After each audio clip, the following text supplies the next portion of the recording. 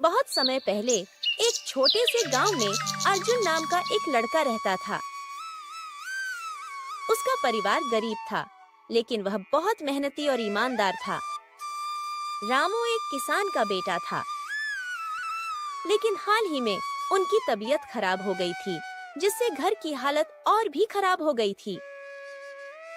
एक दिन अर्जुन खेत में हल चला रहा था कि अचानक उसका हल किसी ठोस चीज से टकराया। उसने मिट्टी हटाई तो उसे एक चमकता हुआ पत्थर मिला।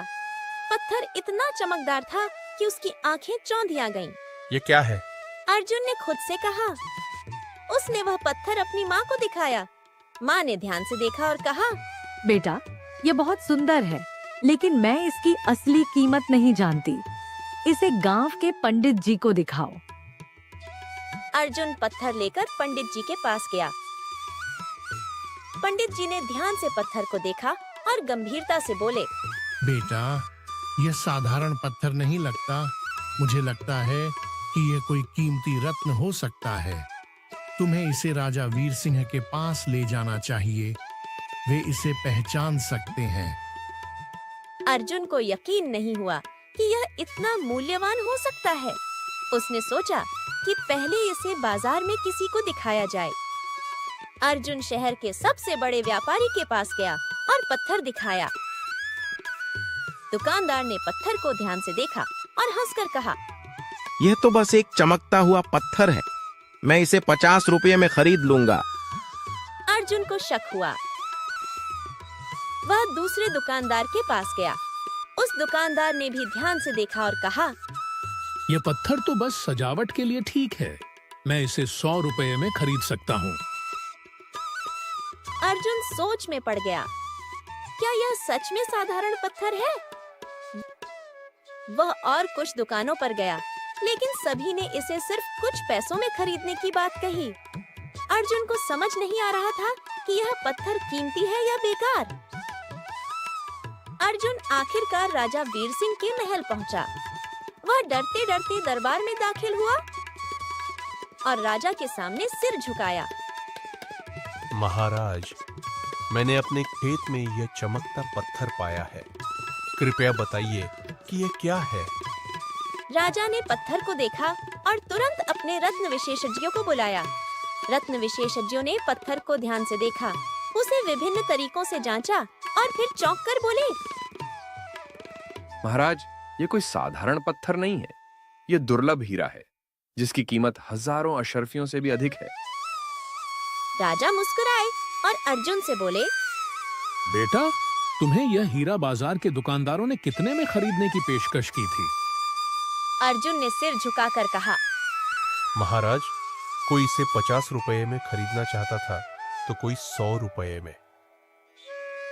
राजा हंस पड़े और बोले, देखा अर्जुन, सही जगह पर सही पहचान ही असली कीमत तय करती है।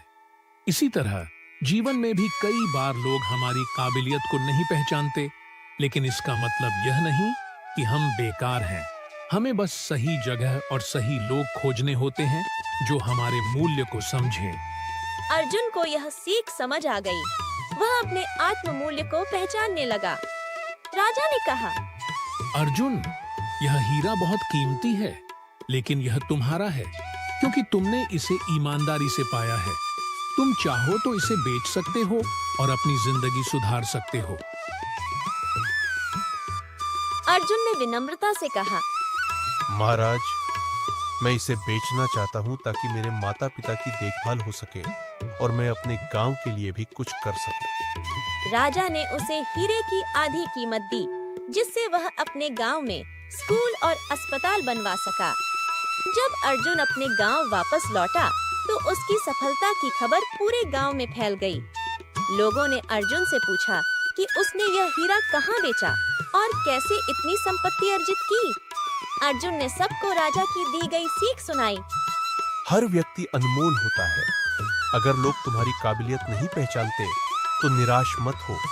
सही जगह और सही लोग तुम्हारी असली कीमत समझेंगे।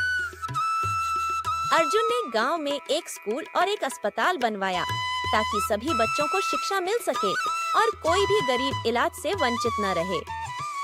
राजा वीर सिंह ने अर्जुन की इस उदारता को देखा और उसे गांव का सरपंच बना दिया। अब अर्जुन न केवल अपने गांव के लिए बल्कि पूरे राज्य के लिए प्रेरणा बन गया। इस कहानी से हमें यह शिक्षा मिलती है कि ईमानदारी, मेहनत और आत्म मूल्य की समझ से हम न केवल अपनी जिंदगी बदल सकते हैं बल्कि दूसरों की भी मदद कर सकते हैं। Tiny Giggles Kids